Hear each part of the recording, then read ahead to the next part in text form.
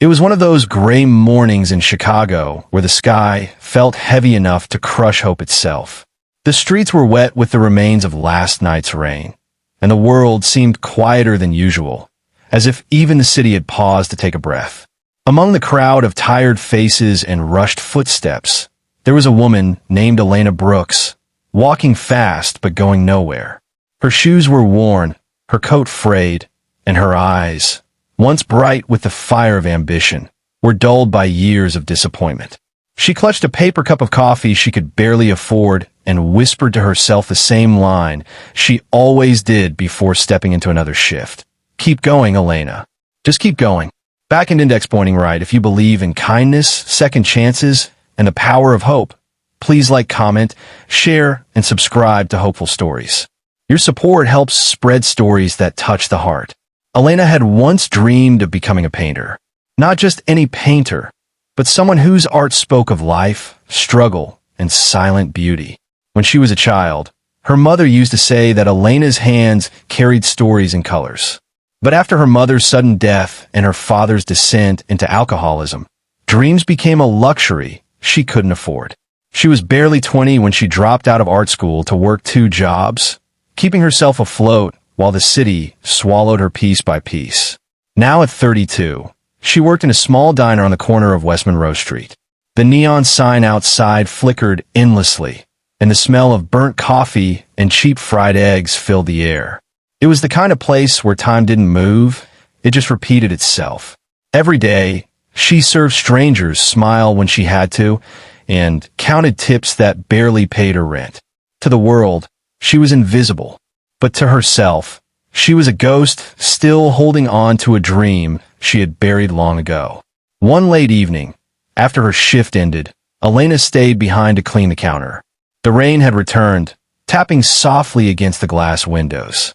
Outside, the city lights blurred into streaks of gold and red. A man sat in the corner booth, quietly sketching something in a small notebook.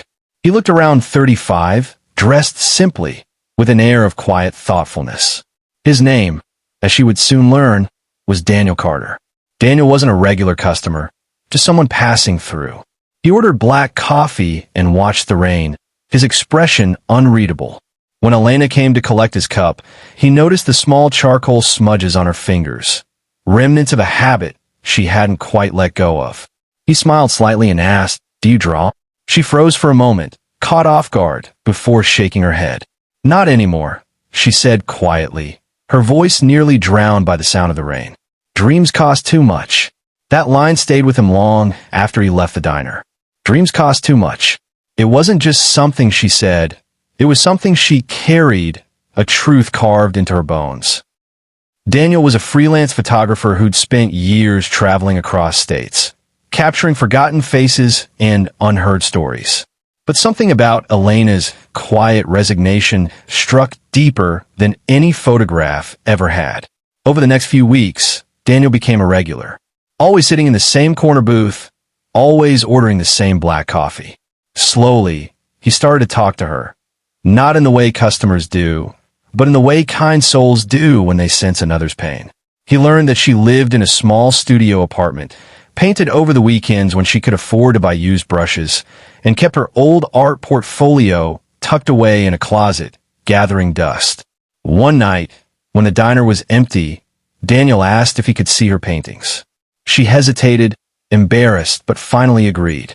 That night, he followed her home through the cold wind and up the narrow stairs of an old brick building. Her apartment was small, barely more than a single room, but it was filled with quiet beauty, sketches taped to the walls, unfinished canvases leaning against old furniture, and a single lamp casting soft yellow light. When Daniel saw her art, he was stunned. Her paintings weren't just good, they were alive.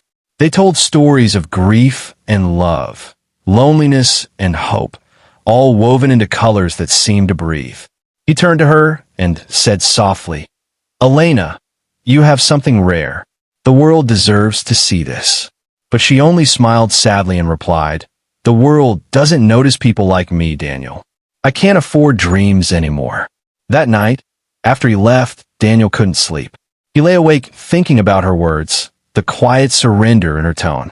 Something inside him stirred, a resolve to do something, even if she didn't believe she deserved it. Over the next few days, Daniel made calls, reached out to contacts, and spoke to an old friend who ran a small art gallery downtown. 3 weeks later, he invited Elena to what he said was a small photography event.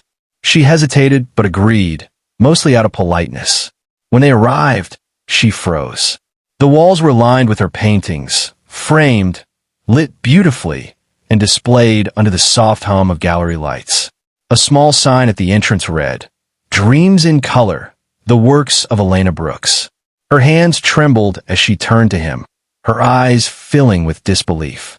"I told you I can't afford dreams," she whispered, voice breaking. "You didn't have to do this."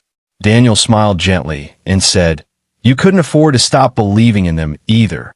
The room slowly filled with people, artists, locals, and curious strangers.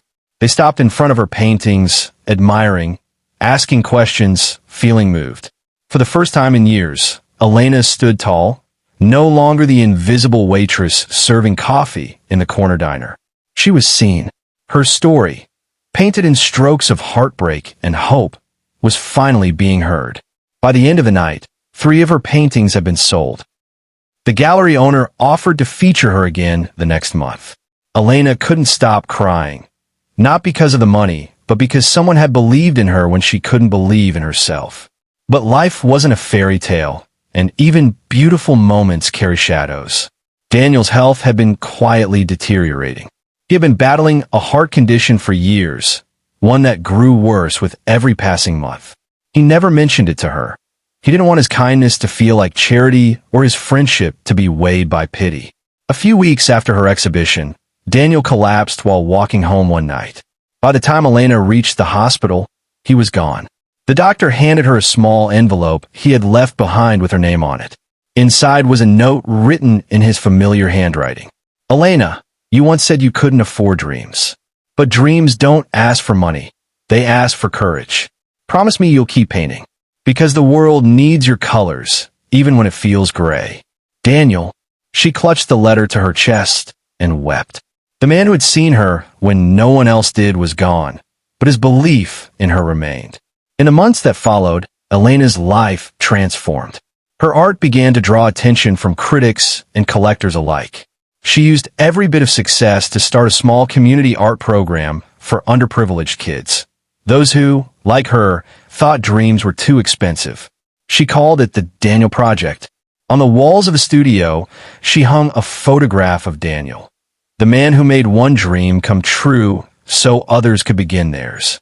Every morning, as the sunlight filtered through the windows, she would whisper, "I can't afford them now." And in that quiet space filled with laughter and colors, she felt his presence in every brushstroke, every child's smile, every dream that refused to die. Years later, when a young girl asked her how she became an artist, Elena smiled softly and said, "Because someone once believed in me when I didn't." Back into Index Pointing Right. If this story touched your heart, please like, share, and subscribe to Hopeful Stories. Every click helps us spread messages of kindness, faith, and second chances. Sparkle's special request. Before you go, tell us in the comments, has someone ever believed in you when you couldn't believe in yourself? Your story might inspire someone who needs hope today. As the camera fades on Elena, standing in her bright studio, surrounded by paintings and laughter, the narrator's voice echoes softly. Sometimes, all it takes is one person to remind us that dreams aren't bought, they're believed in. And when someone believes in you, that's when miracles begin.